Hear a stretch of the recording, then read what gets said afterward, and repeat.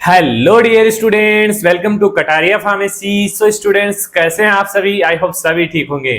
तो बच्चों, हम स्टडी कर रहे थे बी फार्मा थर्ड सेमेस्टर के important questions and their explanation. तो हमारा आज का लास्ट सब्जेक्ट होने वाला है। तो लास्ट सब्जेक्ट है हमारा फार्मास्यूटिकल माइक्रोबायोलॉजी। इससे पहले सभी सब्जेक्ट्स के बारे में हमने देख लिया है। अगर आपने अभी तक नहीं देखा है तो इस वीडियो के डिस्क्रिप्शन में जाइए, आपको कंप्लीट इस सीरीज का लिंक मिल जाएगा, वहां जाके आप देख सकते हैं। बच्चों, इस सीरीज का एक ही बेनिफिट है आपको, ये आपको रिवाइज करवाएगा आपके सारे सिलेबस को, कंप्लीट सिलेबस को, और इंपोर्टेंस क्वेश्चंस भी आपको पता चलेंगे according to based on previous year जो पेपर्स हैं उनके ऊपर ये क्वेश्चंस हमने ये पेपर डिजाइन किए हैं। बच्चों, चलिए आज का हमारा लास्ट सब्जेक्ट होने वाला है बी फार्मा थर्ड सेमेस्टर का, तो इसको भी कंप्लीट कर लेते हैं। तो बच्चों, अगर आपने अभी तक हमारे चैनल को सब्सक्राइब नहीं किया तो सब्सक्राइब कर लीजिए और बेल आइकन को प्रेस कर दे, जिससे हमारी आने वाली न्यू वीडियो का नोटिफिकेशन आपको सबसे पहले मिल सके। चलिए बच्चों, करते हैं स्टार्ट। यूनिट वाइज हम देख लेते हैं। देखिए, कहीं ना कहीं तो आपकी मदद करेगा ये लेक्चर बच्चों, क्योंकि देखिए इंपॉर्टेंट बहुत जरूरी हो जाता है काफी स्टूडेंट्स के लिए। जो बच्चे रेगुलर स्टडीज कर रहे हैं ना, 6 मंथ तक, 6 मंथ्स का हमारा सेमेस्टर होता है, तो जो बच्चे 6 मंथ से रेगुलर स्टडीज कर रहे हैं तो उनको तो कहीं भी दिक्कत नहीं आने वाली। कैसा भी पेपर दो दो उनको, वो सभी पेपर सोल्व कर देंगे। लेकिन जो बच्चे आखिरी 3 महीने में पढ़ रहे हैं, या फिर लास्ट मंथ में पढ़ रहे हैं, या फिर एग्जाम टाइम में पढ़ रहे हैं, तो ऐसे बच्चों के लिए ये सीरीज बहुत ही हेल्पफुल होने वाली है। क्योंकि अगर उन्होंने रिवीजन कर लिया, लास्ट टाइम भी इस चीज का रिवीजन कर लिया ना, तो इजीली वो एग्जाम के अंदर कुछ ना कुछ लिख के आएंगे और पास हो जाएंगे। तो ये पास होने के लिए बहुत ही अच्छी चीज है। तो आप अपने ऐसे फ्रेंड को शेयर कर सकते हैं जिसने अभी तक कोई स्टडी नहीं की है, उसको पता भी नहीं है कि सब्जेक्ट क्या है बी फार्मा थर्ड सेमेस्टर के अंदर, तो उसको शेयर कर दीजिए, अपने ग्रुप में इस चीज को डाल दीजिए, तो इससे उनकी हेल्प हो जाएगी। चलिए देखते हैं यूनिट फर्स्ट। यूनिट फर्स्ट में शॉर्ट क्वेश्चंस क्या बन सकते हैं? Define pure culture, what is the culture media, what is cultivation, what is viable count. देखिए, जो ये चारों क्वेश्चन है ना बच्चों, ये एक दूसरे को कोरिलेट कर रहे हैं। देखिए, कल्चर मीडिया, प्योर कल्चर क्या होता है? एक लेबोरेटरी कल्चर होता है, मतलब लेबोरेटरी बेस्ड होता है, कंटेनिंग अ सिंगल स्पीसीज। इसके अंदर बेसिकली एक ही स्पीसीज होगा, अदर स्पीसीज नहीं होंगे, कंबाइंड में एक ही स्पीसीज इसके अंदर होने वाला है, फ्री फ्रॉम एनी कंटामिनेंट्स, उसके अंदर कोई भी कंटामिनेशन नहीं होने वाला है। तो ऐसे कल्चर को क्या बोलेंगे? Pure culture. प्योर नाम आते ही कंटामिनेशन तो बिल्कुल खत्म है। और लेबोरेटरी कल्चर है, इसके अंदर सिंगल बैक्टीरिया होगा, ऑर्गेनिज्म होगा, स्पीसीज होगा। तो ये प्योर कल्चर की डेफिनेशन आपको याद होनी चाहिए। अब बात आती है कल्चर मीडिया की। तो अब कल्चर ग्रो कराने के लिए मीडियम की रिक्वायरमेंट पड़ती है, एक एनवायरनमेंट की रिक्वायरमेंट पड़ती है, फूड की रिक्वायरमेंट पड़ती है माइक्रो ऑर्गेनिज्म को ग्रो करवाने के लिए। तो ऐसे कल्चर को क्या बोलते हैं? Culture media. Culture media are nutrient rich solution और solid formulation used to grow and sustain microorganism under laboratory conditions. मतलब जैसे अगर प्योर कल्चर के अंदर ये ऑर्गेनिज्म स्पीसीज है, उसको ग्रो करवाने के लिए कल्चर मीडिया की रिक्वायरमेंट हमें पड़ने वाली है। तो ये कल्चर मीडिया की डेफिनेशन हो गई। अब बात करते हैं व्हाट इज कल्टीवेशन। कल्टीवेशन क्या होता है? एनवायरमेंटल कंट्रोल होता है। जो भी कल्चर करवाया जाता है किसी भी माइक्रो ऑर्गेनिज्म का, स्पीसीज का, तो उसके अंदर, तो देखिए, cultivation is a process of growing micro organism in control environment using appropriate culture media. जो भी रिक्वायरमेंट होगी उसको फुलफिल किया जाएगा। कौन सा कल्चर मीडिया रिक्वायर्ड है, कितना क्या टेम्परेचर रिक्वायर्ड है, किस टाइप का एनवायरनमेंट चाहिए, वो सब कुछ होता है। उस प्रोसेस को बोलते हैं कल्टीवेशन। तो ये भी इसी चीज से रिलेटेड है। तो ये भी इंपॉर्टेंट डेफिनेशन है बच्चों, इसको भी याद कर लेना। लास्ट है व्हाट इज वायबल काउंट। देखिए, वायबल काउंट है कि जो सैंपल ले रहे हैं ना आप, जिसका कल्चर करवाना, उसके अंदर एक्चुअली कितने number of micro organism present है, कितने नंबर ऑफ बैक्टीरियाज प्रेजेंट है, तो उस काउंट को क्या बोलते हैं? Viable counts. Viable counts refer the number of living organism in giving sample. कितने लिविंग ऑर्गेनिज्म है गिवन सैंपल के अंदर, यूजुअली डिटरमाइन थ्रू, किससे डिटरमाइन किया जाता है इसको? कॉलोनी फॉर्मिंग यूनिट, CFU ऐसे का यूज करके, कॉलोनी फॉर्मिंग यूनिट का यूज करके पता लगाया जाता है कि कितने जो लाइव माइक्रो ऑर्गेनिज्म प्रेजेंट है सैंपल के अंदर। चलिए, ये शॉर्ट क्वेश्चंस हो गए यूनिट फर्स्ट से बच्चों, बहुत ही इंपॉर्टेंट क्वेश्चन है, बार बार रिपीट होते हैं। बात करते हैं लॉन्ग क्वेश्चन की, तो लॉन्ग सबसे पहला जो लॉन्ग क्वेश्चन बन सकता है ना 10 मार्क्स के लिए, morphological classification of bacteria. Complete detail में स्टडी करना है बच्चों, कितने टाइप्स के बैक्टीरिया होते हैं, किस किस टाइप से इनको क्लासिफाई किया गया है, उन बैक्टीरियाज के बारे में थोड़ी सी डिटेल में आपको स्टडी करनी है। तो कुछ शॉर्ट में हम भी आपको बताएंगे, जरूरी नहीं है कि हम आपको इंपोर्टेंट क्वेश्चंस बता रहे हैं तो शॉर्ट में नहीं बताएंगे, आपको थोड़ा कुछ तो आइडिया लगना चाहिए कि इस क्वेश्चन के अंदर होता क्या है। इतना अगर आपको मान लो 5 मार्क्स में पूछ ले तो आप इतना लिख सकते हैं आराम से, इसके अंदर इतने टाइप्स लिख सकते हैं, इनको थोड़ा सा डिस्क्राइब कर सकते हैं, तो कहीं ना कहीं तो आपको इस चीज की हेल्प मिलने वाली है। तो bacteria can be classified based on their shape के अकॉर्डिंग बैक्टीरियाज को 5 टाइप्स में क्लासिफाइड किया गया है। फर्स्ट कोकाई, सेकंड है bacilli, spirilla, vibrio, filamentous bacteria. तो जो कोकाई है उसका एग्जांपल देखिए, स्पेरिकल बैक्टीरियाज होते हैं, बेसिकली जो कोकाई होते हैं स्पेरिकल बैक्टीरियाज होते हैं, जैसे स्ट्रेप्टोकोकस, स्टेफाइलोकोकस। 2 एग्जांपल है इसके, स्ट्रेप्टोकोकस और स्टेफाइलोकोकस। इसके अलावा बेसिलाई रोड शेप बैक्टीरिया होते हैं, एस्रीसिया कोलाई, बेसिलस सबटाइल्स। तो देखिए ये जो भी बैक्टीरिया जैसे स्पेरिकल शेप बैक्टीरिया है, रोड शेप बैक्टीरिया, इनकी डायग्राम भी है बुक्स के अंदर, तो डायग्राम्स भी आपको याद कर लेने हैं। स्पाइरिला स्पाइरल शेप बैक्टीरिया होंगे, बेसिकली स्पाइरिलियम जो बैक्टीरिया वो स्पाइरल शेप होता है। Comma shape bacteria vibrio comma shape होंगे, जैसे विबीरियो कोलेरी। फिलामेंटस जो बैक्टीरिया वो थ्रेड लाइक बैक्टीरिया होंगे, मतलब फिलामेंट्स के रूप में होंगे। एक्टिनोमाइसिन, तो यहाँ एग्जाम्पल भी पता चल गया और कौन सी क्लास में है ये भी पता चल गया आपको। तो मॉर्फोलॉजिकल क्लासिफिकेशन को 10 मार्क्स के लिए स्टडी करना है बच्चों आपको। चलिए आगे देखते हैं, सेकंड क्वेश्चन क्या बन सकता है। Nutritional requirement for culture media. Culture media बनाने के लिए या फिर बैक्टीरिया को ग्रो करने के लिए कल्चर मीडियम के अंदर कौन कौन से एसेंशियल न्यूट्रिएंट्स चाहिए, कौन कौन से न्यूट्रिएंट्स की जरूरत पड़ती है। तो देखिए यहाँ पे हमने रखा है कुछ कार्बन सोर्स, जैसे ग्लूकोज लैक्टोज की रिक्वायरमेंट होगी, nitrogen source peptone amino acids की रिक्वायरमेंट होगी, विटामिन की रिक्वायरमेंट होगी, ग्रोथ फैक्टर्स की रिक्वायरमेंट होगी, मिनरल्स जैसे कैल्शियम मैग्नीशियम आयरन की रिक्वायरमेंट होगी, वाटर की रिक्वायरमेंट होगी। तो ये कॉमन है, आपको इसको डिटेल में स्टडी करना है, बुक के अंदर जो भी आपका नोट्स है उनसे स्टडी करना है बच्चों। इसको हम आपको बता रहे हैं, ये चीजें हैं, 10 मार्क्स के अंदर ये क्वेश्चन आएगा तो आपको उसके अकॉर्डिंग स्टडी करना है इसको। चलिए थर्ड देखते हैं, dark field and electron microscopy. जो माइक्रोस्कोपिक टेक्निक्स हैं उनमें से ये 2 इंपॉर्टेंट माइक्रोस्कोपिक टेक्निक्स है, 5 मार्क्स में या 10 मार्क्स में पूछी जा सकती है। अगर 5 मार्क्स में पूछी जाएगी तो आपको सिंगल माइक्रोस्कोपी पूछी जाएगी, अगर 10 मार्क्स में पूछी जाती है तो दोनों को कंबाइंड करके पूछा जा सकता है बच्चों। तो इन दोनों को अच्छे से याद कर लेना। तो डार्क फील्ड माइक्रोस्कोपी क्या होती है, use to visualise unstained specimen employed optic light to enhance contrast. इसके अलावा electron microscopy use electron beam instead of light की जगह यहाँ पे इलेक्ट्रॉन बीम्स का यूज होता है। Allowing visualization of ultra structures को विजुअलाइज किया जाता है इसके अंदर। चलिए यूनिट सेकंड पे चलते हैं। तो इसके अंदर फर्स्ट क्वेश्चन है, what is sterility test. Sterility test क्या होता है, इसकी डेफिनेशन बार बार रिपीट होती है, तो स्टेरिलिटी टेस्ट की डेफिनेशन आपको पता होनी चाहिए। Sterility test determine whether a pharmaceutical product is free from viable microorganism.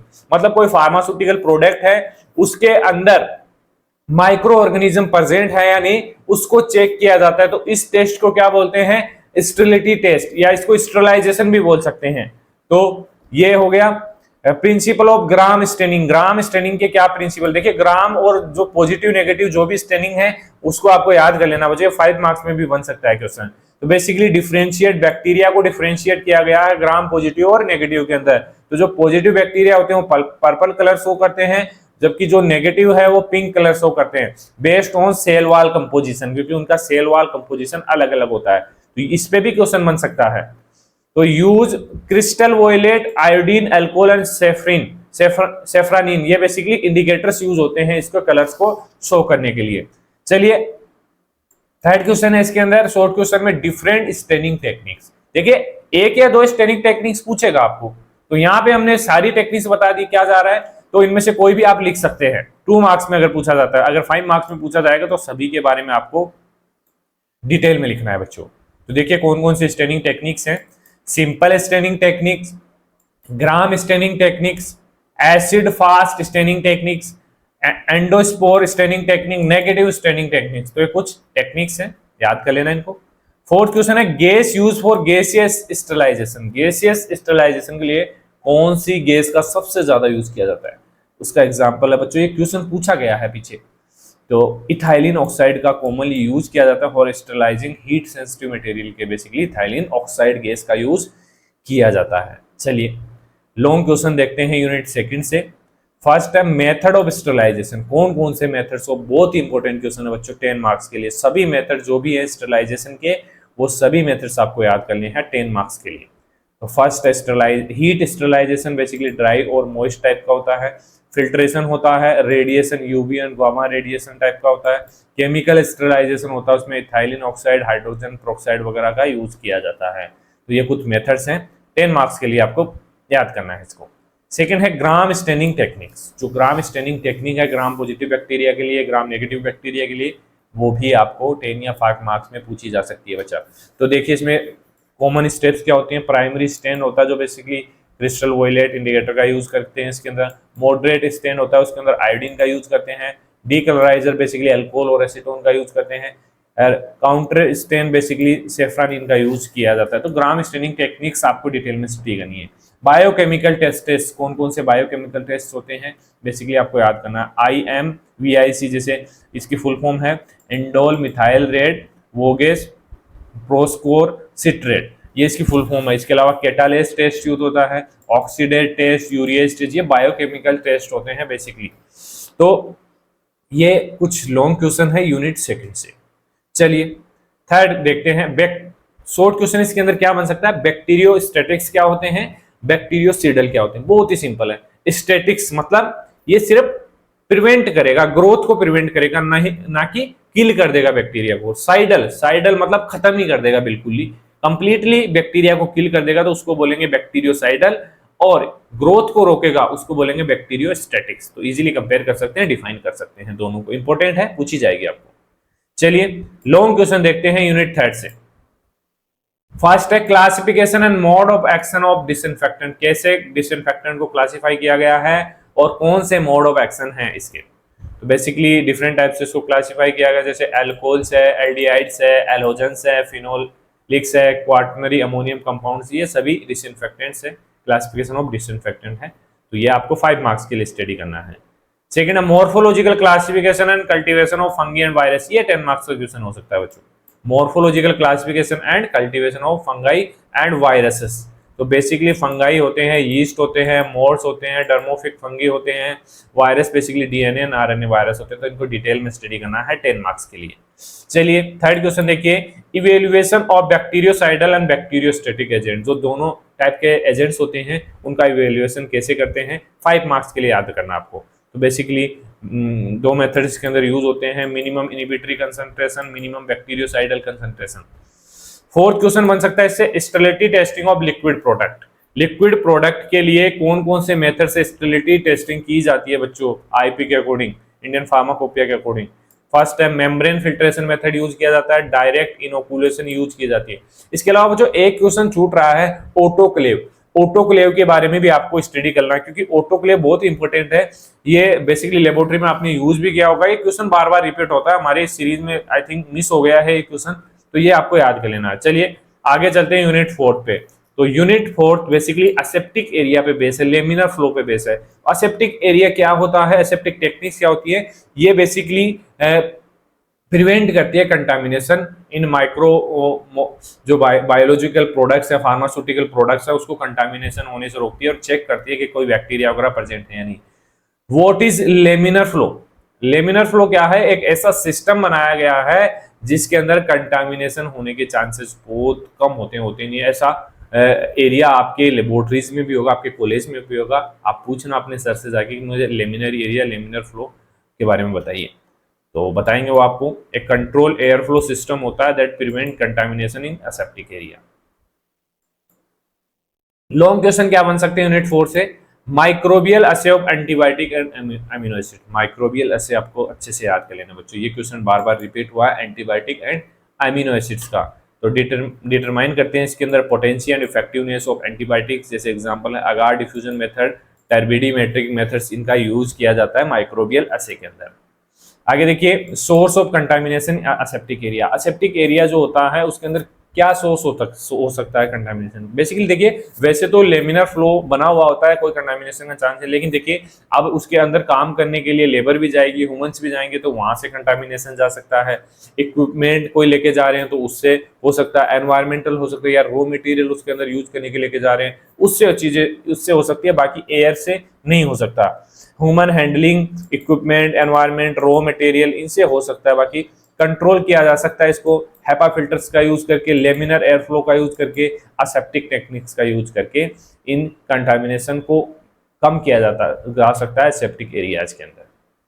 तो ये लॉन्ग क्वेश्चन हो गए यूनिट 4 से। अब लास्ट यूनिट पे बात करते हैं application of cell culture. Cell culture क्यों करते हैं, बेसिकली क्या एप्लीकेशन है? वैक्सीन को प्रोड्यूस करने के लिए, वैक्सीन के प्रोडक्शन के लिए, ड्रग टेस्टिंग के लिए, मोनोक्लोनल एंटीबॉडीज को प्रोडक्शन के लिए सेल कल्चर किया जाता है। कल्चर में क्या होता है कि एक बैक्टीरिया से काफी बैक्टीरियाज बना लिए जाते हैं कल्चर करके, जो रिक्वायरमेंट पड़ती है। जैसे वैक्सीन वगैरह बनाई जाती हैं तो उनके अंदर बैक्टीरिया की रिक्वायरमेंट पड़ती है, क्योंकि कोई डेड बैक्टीरिया का यूज होता है किसी वैक्सीन में, किसी में लाइव बैक्टीरिया का यूज होता है, तो वो वहीं से बनाए जाते हैं, कल्चर से बनाए जाते हैं बच्चों। What is spoilage? स्पॉइलेज मतलब कि फार्मास्यूटिकल प्रोडक्ट किसी माइक्रोबियल कंटामिनेशन के कारण खराब हो जाता है ना, डिस्ट्रॉय हो जाता है, उस चीज को बोलते हैं spoilage. Basically the deterioration of pharmaceutical product due to microbial contamination, इसको बोलेंगे स्पॉइलेज। लॉन्ग क्वेश्चन देखते हैं यूनिट लास्ट यूनिट से। Evaluation of microbial stability of formulation, 5 marks का क्वेश्चन है, पूछा गया है पहले। Test for microbial load stability over storage period.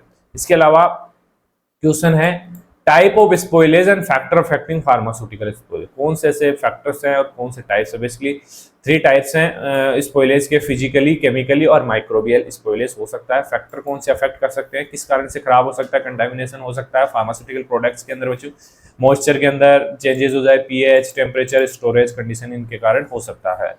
General procedure for sale culture, ये भी बहुत ही अच्छा क्वेश्चन है बच्चों 5 मार्क्स के लिए। कौन सा प्रोसीजर फॉलो किया जाता है सेल कल्चर के लिए? तो एक पॉइंट वाइज हम बता देते हैं, बाकी डिटेल में आपको स्टडी करना है। तो देखिए फर्स्ट स्टेप में होता है मीडिया प्रिपरेशन, कल्चर मीडिया का बनाया जाता है। उसके बाद स्टरलाइजेशन किया जाता है, इनोकुलेशन किया जाता है, फिर इंक्यूबेशन किया जाता है, सब कल्चरिंग किया जाता है। ये चीजें आपने प्रैक्टिकल में की होगी बच्चों, अगर आपने लेक्चर्स अटेंड किए हैं, लेबोरेटरीज अटेंड की हैं, तो आपको पता हुआ ये सब कुछ करवाए गए हैं, हमें करवाए गए हैं बच्चों।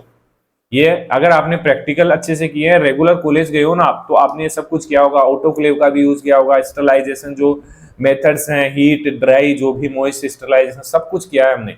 अगर आप रेगुलर कॉलेज जाओगे ना बच्चों, तो आपको सब कुछ सीखने को मिलेगा। आप प्रैक्टिकल अगर कॉलेज वाले नहीं भी करवा रहे हैं तो आप बोलो हमें प्रैक्टिकल करवाओ, क्योंकि प्रैक्टिकल नॉलेज बहुत जरूरी है बच्चों। स्टडी वाला नॉलेज कहीं काम नहीं आने वाला आपको, ये सिर्फ कॉम्पिटिटिव एग्जाम्स के अंदर काम आने वाला है।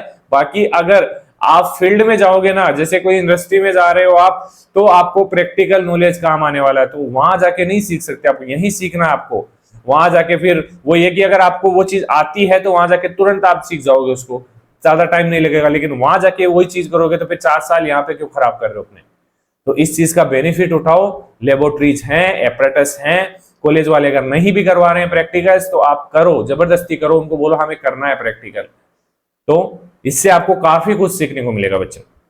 तो ये हमारा कंप्लीट हो चुका है बी फार्मा 3rd सेमेस्टर। अब हम स्टार्ट करेंगे बी फार्मा 4th सेमेस्टर। तो बने रहिए बच्चों, ज्यादा से ज्यादा वीडियो इस सीरीज को, हमारी सीरीज को अपने दोस्तों तक शेयर करो, जिससे उनकी हेल्प हो जाए। तो मिलते हैं नेक्स्ट वीडियो में, धन्यवाद।